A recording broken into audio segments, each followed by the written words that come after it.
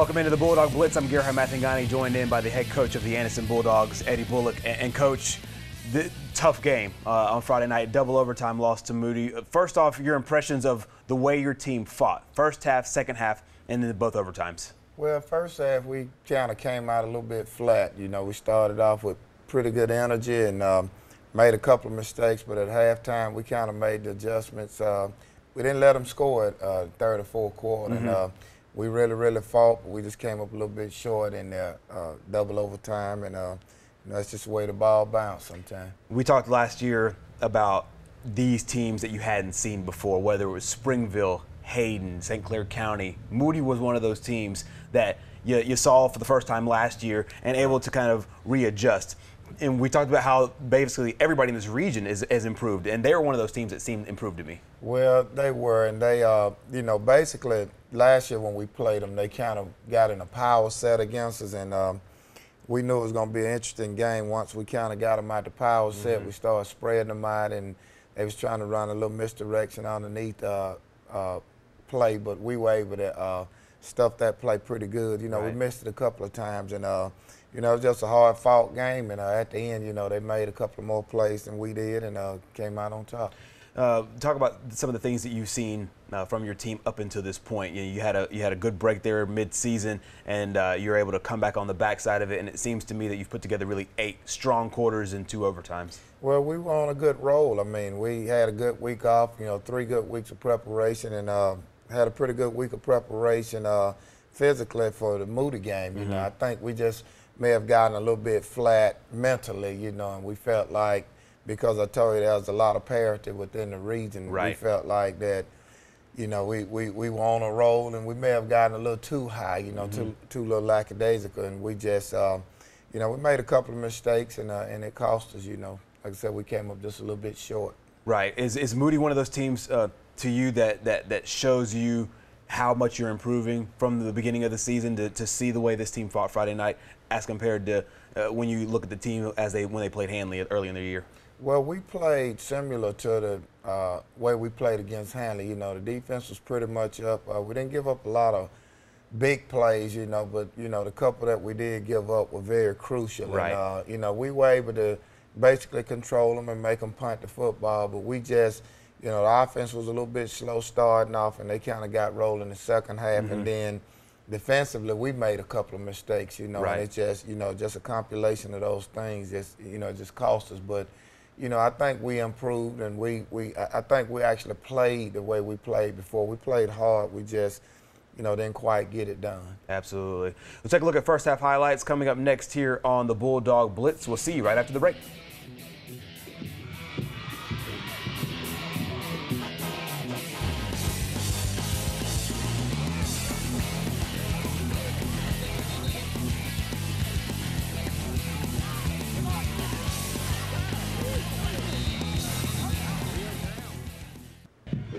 First half highlights here on the Bulldog Blitz. And Coach, you had homecoming this week, and it was one of those, everybody was really excited to start the game. Talk about some of the things you wanted to see in game as you guys started out.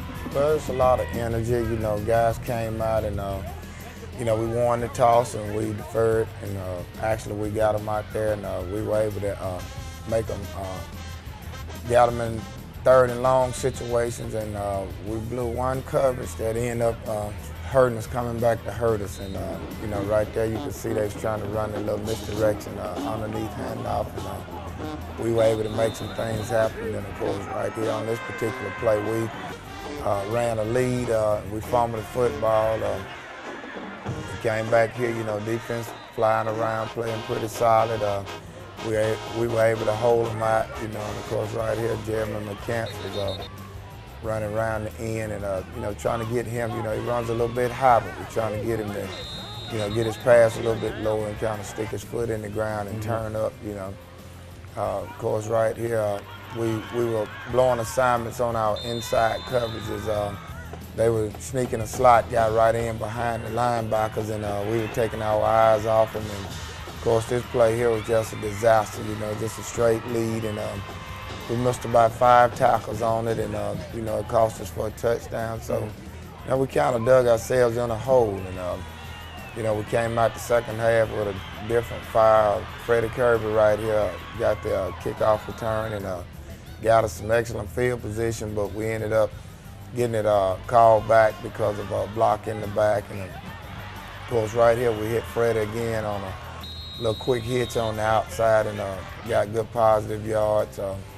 We come back here on a zone read to L.J. Hurd, and you know, we were able to move the football. We were moving it down the field, and right here we had a hitch call, and we had miscommunication between the quarterback and receiver, but, you know, Tay Miller was able to make something happen with his legs, and, you know, we were able to move the ball. And, you know, we got in the red zone, but we weren't able to capitalize on it, and right here we got a pick six by Rashard Harris, and, you know, we were coming down, and, you know, he actually scored on the play, but we got it called back for blocking the back, you know, and it just kind of, you know, deflated us a little bit. You know, that was a momentum builder for us, but, you know, we got it called back, and the block was away from the play, right. So, you know, it shouldn't have never occurred, you know, but, you know, just a mistake that we made, and, you know, we got off a pretty good punt right here. We got them in pretty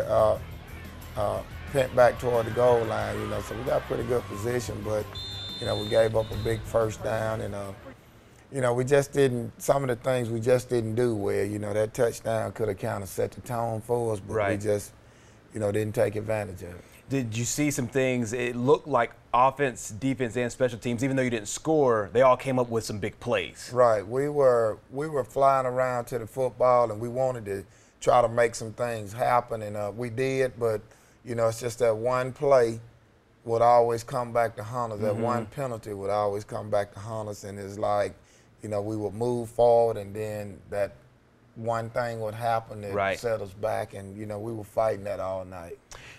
Adjustments, did they throw in any wrinkles? Did they run about the same things that you thought they would run as far as what you scouted early in the week? Right. We knew they would run it, but what we were not being disciplined at the linebacker position. You know, we pretty much had our outside coverages down pretty decently, but they were trying to slip the slot guys in behind the linebackers because right. they were playing too tight. And, you know, we basically just had to tell them they had to read more. You know, if they got a pass key, that they had to get underneath their receivers instead of just running to areas and covering grass, you know. And we made that adjustment, and we done a little bit better in the second half. It seems like this has been a theme over the last 2 years, that this team has gotten better in the second half, especially defensively, and you pitched a shutout here in the second half of this game. Right. Well, you know, you want them to actually learn that early in the season. Right. And you want them to pretty much get that down, you know, during at least no later than the first half, because, you know, once you figure it out in the second half, most of the time it's too late. It's playing catch up. Yeah, and that's what's been happening to us, is once we figure out what they're doing, you know, we'll go over it, but once the players actually, you know, become acclimated to what they're actually doing, it's usually too late. And, right. you know, that's something that we trying to get better at as coaches is, you know, what do we need to do in order to make them understand that, you know, we can't wait until after something happened to make the adjustment. We got to prevent it from happening. Right. As far as last question from this segment, when you see some of the things that are working as far as your offense or their defense, is one of those things where you go into halftime saying we're going to do more of this, or you throw in new wrinkles? How does that work as far as what you tell your players as far as the things that you have seen work so far? Well, you figure out what works for your personnel, and you just stick with it. I mean, the old adage, you know, if it's not broken, don't try to fix it. So once you figure out what's working, you just stay with it, you know, and, you know, if they're doing something and you prepare for it, but, you know, a lot of time those kids have adrenaline going, and sometimes they just emotionally up. Right. And, you know, I tell them all the time, you can't play off emotions. Emotions get you beat and it runs out. You got to be smart, and you got to play with energy. And basically what I try to get them to do is go into it with a mindset that I got to focus on those things that we prepare for during the week. You know, I got to read my keys, and I got to make sure that I recognize formations, you know. And that's been the hardest part, is getting them, you know, just dialed into that. Absolutely. Second half highlights of Anderson's game against Moody coming up next here on the Bulldog Blitz. But first, a special performance at halftime because it was homecoming. Some of the former members of the band were on the field, and of course, the crowning of your homecoming king and queen.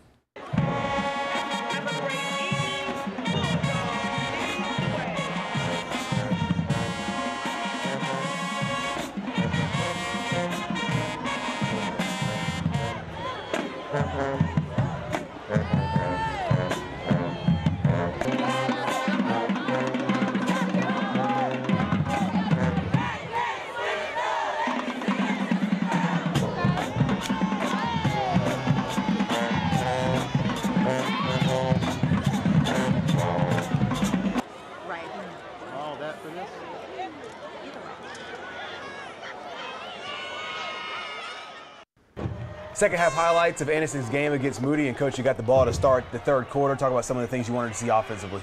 Well, just a little bit more energy, us move the ball and, get a push up front offensively. And again, right there, you see Freddie Kirby got us a great return. And, we moving the football. We just ran a zone read to L.J. Hurd on the outside over there.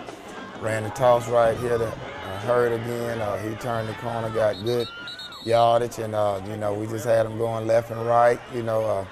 Told them if they try to outflank us, just stick your foot in the ground and just bang it up in there. And basically we were doing that. A couple of plays we ran like right here, they kind of stuffed us a little bit because we didn't get a great push. But we went right back to the edge. You see LJ makes a great cut right here, and keep positive yards going. And right here we had a toss on the play, and my camps were able to get outside and basically try to tell them, once you get one-on-one with a guy, one guy shouldn't bring you down. Right. That's our philosophy. So, we were able to score and complete the PAT.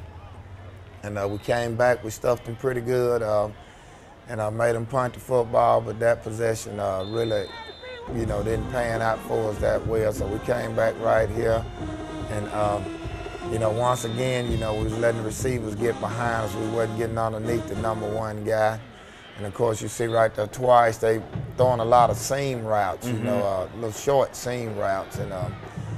And we're not actually, the linebackers are not getting in the right position. So, I decided to kind of keep them at home a little bit and blitz a little bit more off the edges. And, we had a lot of success with doing that. We made them punt a couple of times. And, a couple of times they tried to set up and go for it on fourth down, but we were pretty disciplined there. We didn't jump off sides, and, did a pretty good job. And right here, Chris Beard, he actually, that was a completion. He made a great catch, and to keep the drive alive. And we just made a couple of good runs right here. L.J. Hurd keep the chains moving. He got a first down, and right here, Chris Beard makes an outstanding catch. It's an effort play right here. Put his hand on the ground, and he just had a nose for the end zone, and he got in. And those are kind of plays we figured we could make all year, but we have to.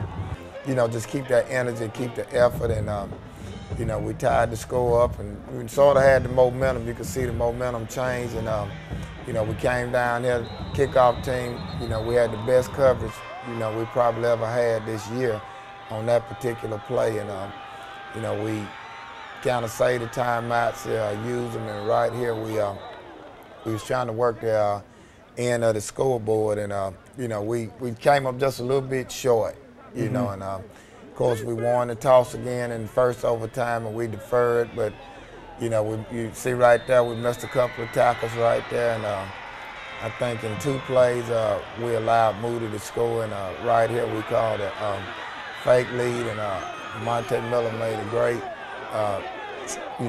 reach out for the pylon right here, and we got the touchdown, and of course we went for the PAT and got it. And in double overtime, you have to switch possessions. So the next time we came up, we, we got out of whack a little bit, and we decided to go for the field goal, in which we got it. We were up, 3 points, and we came back out, and we went into a heavy front, with a nose 5-man front, and we just got missed line a little bit.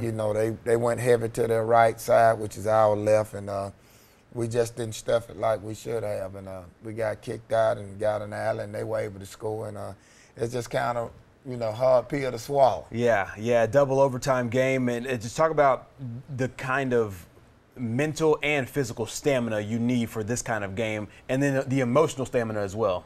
Well, one of the things that you have to do, from a physical standpoint, is when your team get in the red zone, which overtime starts in the red zone, right, you have to make sure you can't have any misalignments. You got to line up correctly. Right, right.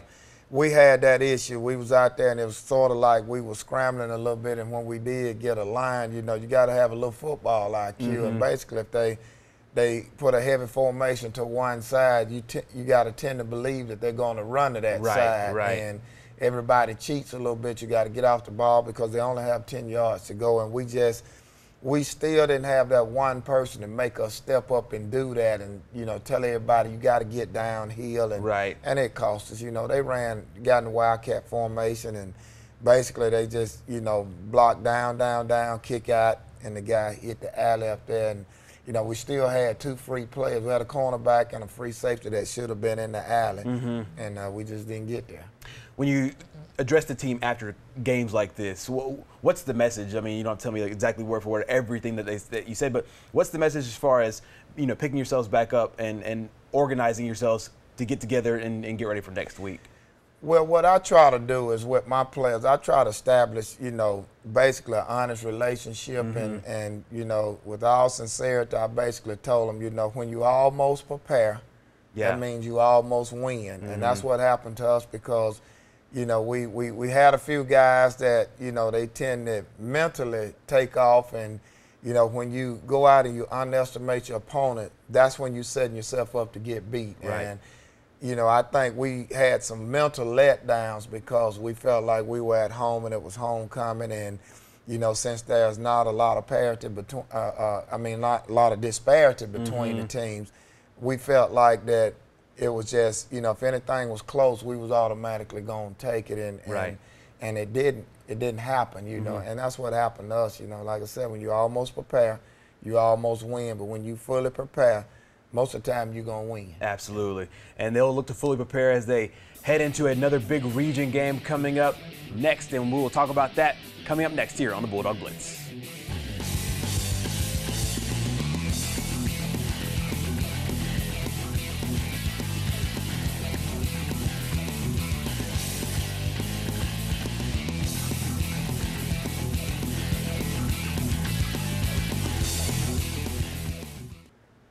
And final segment here on the Bulldog Blitz. And Coach, let's just jump right into next week. It's another big region game coming in against St. Clair County. Another one of those teams like last year was new. You've seen them for a year. You've been able to scout them just a little bit. Talk about what you know about them. Well, St. Clair County is a team that's very athletic, got a lot of speed. We played them last year. Team makeup is very similar to Lincoln. Those type athletes, and they got some pretty big guys on the line, and it's going to be a tough game. They one of those teams. We play them at their place, and if we play our best, we got a chance to beat them. But if we make mistakes, like we have in the past, we'll get the same results. We'll get beat. So, we got an opportunity. We just got to take advantage of it. Absolutely. I know you don't want to look too far ahead as it relates to playoffs and all of that, but there's still a good chance by the way you sit. You need a little bit of help. There's a good chance as we take a look at the region standings of you still getting that 3rd and 4th position. Well, we have a great opportunity to get in the playoffs. That Moody game was the game that really, really hurt us. That game would have given us an opportunity to pretty much dictate what we were going to do regardless to the St. Clair Alexandria game. But once you lose that game, that put Moody ahead of us. Right. So, we got to have some things that happen with Hayden and Moody. Hopefully they would lose more games than we do to get in. But, and then, of course, you could always get in with the 3-way tie. But, once a team beats you, normally they got that head-to-head matchup. And so you have to have a lot of help from other teams in order to get in, and we sort of got ourselves in that situation right now. We have to have a lot of help. We win out, we got a good chance, but we still, we got to have a lot of help. Absolutely, absolutely. As we shoot now, I know that you haven't done a ton of scouting on St. Clair County, but talk about some of the things that you expect to see out of them Friday night. They're going to be a spread team. They kind of throw the ball around. Very athletic quarterback. You have to keep them in the pocket. You know, he likes to move around and he throws the ball very well, and they got great speed. So you know, we won't be able to make mistakes because, you know, when you play teams that have just as much speed as you have, you know, you can't recover once you make mistakes. If you play teams that are a little bit slower, you tend to make mistakes, but because of athletic ability and speed, you can recover well. You can't do that against St. Clair County. Mistakes usually result in touchdowns. Your defense so far has really played really well, especially in the second half of ball games. Do you, at this point of the season, now that you've seen everything from the veer that Mortimer Jordan runs to the spread to everything basically in between, do you feel like the defense now has a chance to settle in for this team and know what they're getting themselves into? We should. You know, I felt like 2 games ago, you know, once we got on that little winning streak that we were sort of settle in, you know, but we still have guys that still have to get a little bit more understanding of what we have to do. And you know, basically, you know, St. Clair County is not going to do anything that the other teams have not done. Right. And you know, we just got to play football, you know, just got to play football. Exactly. Flipping over to the offense, big plays, explosive plays were one of the things that kind of wrote the story for this game. You were able to grind it out and run and get one of the touchdowns, especially in the third quarter, able to get an explosive play in the fourth quarter to tie it up. Talk about the balance of that being able to grind out runs and being able to have explosive plays. Well, we want to get a better start offensively. You know, when we start out, we tend to, you know, not take the first part seriously enough, I guess, and you know, we got to put points on the board, and you know, that has to do with individual players, you know, taking care of individual assignments.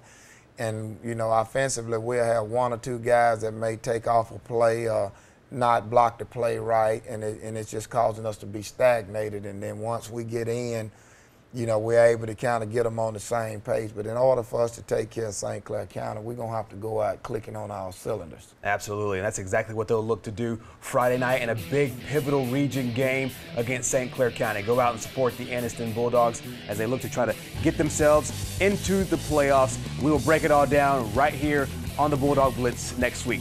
Thank you for joining us, and we'll see you then.